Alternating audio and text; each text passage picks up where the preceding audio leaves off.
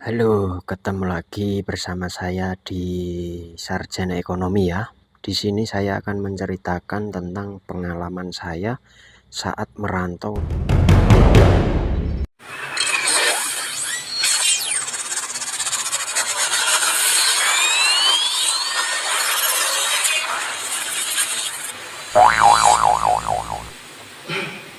Jadi begini, pada tahun sekitar 2018 atau 2017 itu ya, saya dulu diajak merantau ke Sukabumi. Pada waktu itu saya ke Sukabumi itu dengan kakak saya, kemudian dengan ibu ya, itu di Sukabumi bekerja di sebuah perusahaan perusahaan seperti makanan distributor lah kayak gitu ya. Itu di sana sekitar, saya nggak lama itu di sana, saya sekitar berapa ya, dua minggu saya. Kenapa gitu ya? Lah, jadi ceritanya begini. Di suatu perusahaan itu adminnya itu gonta-ganti terus. Itu ada apa lah? Terus saya dengan bosnya itu, perusahaan itu kan ada suatu kakak ipar lah.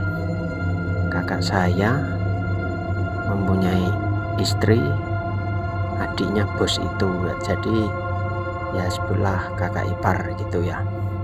Di sana saya hanya betah 2 bulan, betah 2 minggu. Nah itu karena saya ditaruh di admin itu. Nah itu setelah saya seminggu masuk itu kepala pusing, terus seperti ya kayak gimana ya, nggak kerasan, seperti ada yang mengganggu di ruangan itu dulu begitu. Terus saya pulang kemudian pulang ke tempat kakak ipar saya itu tadi. Kemudian saya periksa ke dokter, ya taunya kan itu seperti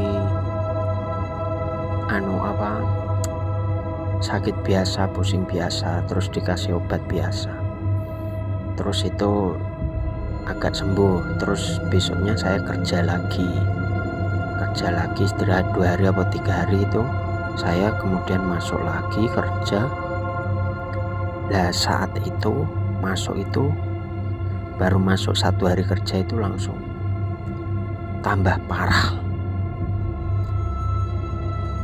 Nah pada saat itu saking parahnya itu pundak saya di sini ya hebat, itu kayak ada yang mukul dari belakang.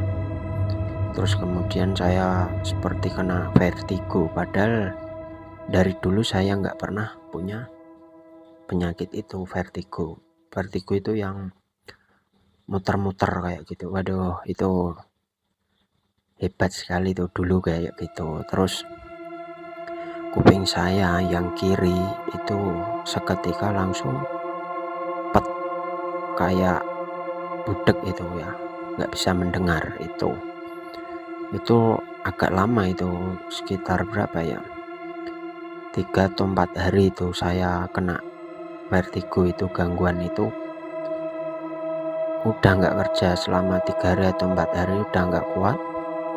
Nah kemudian itu saya minta pulang sama kakak ipar, tapi cuman janji doang, janji. Wah, akhirnya katanya besok kayak gitu. Terus dijanjeni terus akhirnya nggak kunjung pulang. Saya nekat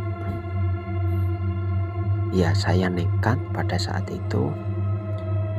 Saya suruh kakak saya carikan ojek, terus saya ngojek dari rumah itu ke terminal itu sekitar ya mungkin 40-an menit.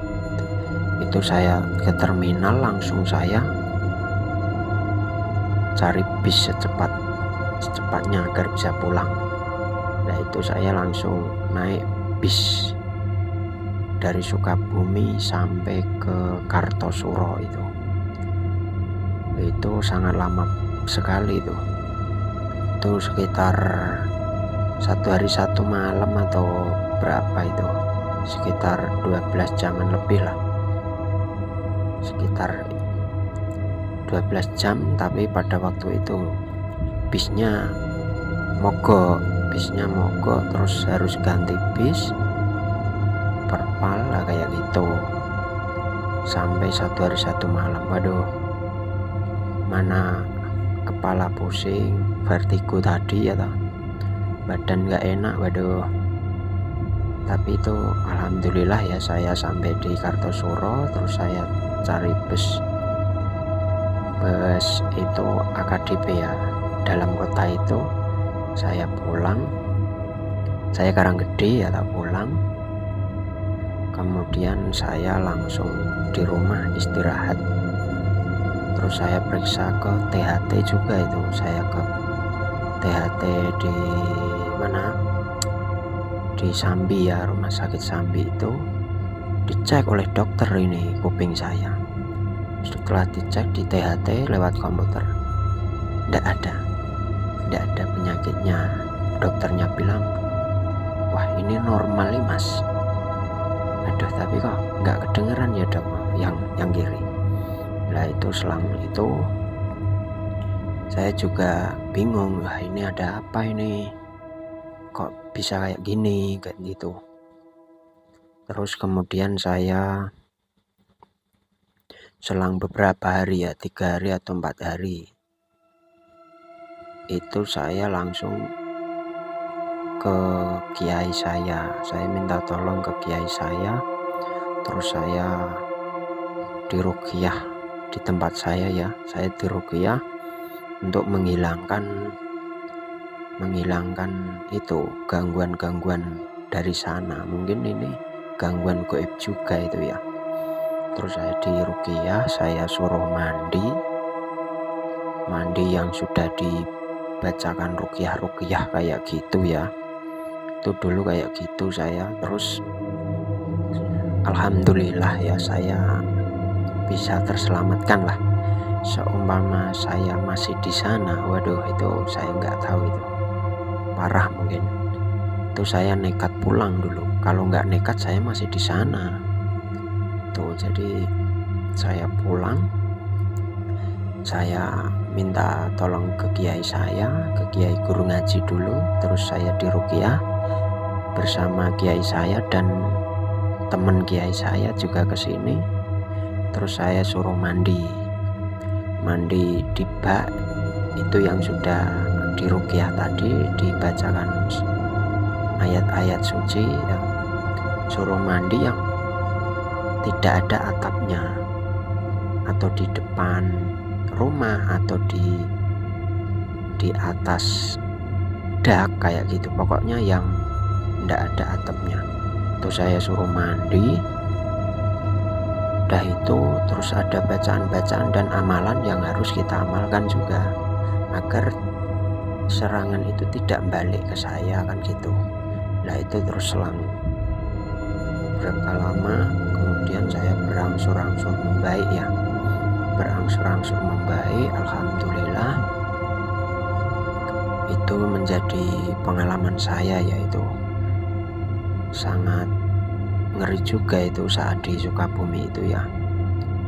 Soalnya itu nggak tahu itu adminnya itu gonta-ganti terus ngajak saya yang dari Jawa, katanya insya Allah aman lah. Saya juga kena akhirnya dan saya pulang itu. Wah itu pengalaman saya ya yang sangat pahit juga ini, yang tidak terlupakan. Untung saya langsung pulang ke desa dan alhamdulillah saya sembuh. meskipun belum maksimal ya, belum total. Maksudnya belum total ini kuping saya yang kiri ini masih gak kedengeran tapi nggak bisa maksimal ya, nggak bisa maksimal, nggak kayak dulu lah, kayak gitu. Itu yang bikin terharu, itu yang bikin sedih saya. Jadi ibaratnya saya ini ciri telinga saya yang kiri ini kedengeran tapi nggak bisa maksimal. Kalau di perseni itu presentasinya mungkin ya berapa ya, 60% atau ya itu sekitar 60% kedengaran, nggak 100%. Itu sangat sedih juga saya sampai saat ini. Tapi ini saya rencana juga mau terapi lagi, mau ruqyah lagi biar bisa total lagi seperti dulu kan gitu. Ya itu cerita saya ya, pengalaman saya dulu di waktu merantau ke Sukabumi, itu pengalaman pribadi saya. Ya cukup sekian ya cerita pengalaman pribadi saya dulu saat di perantauan di Sukabumi. Yaitu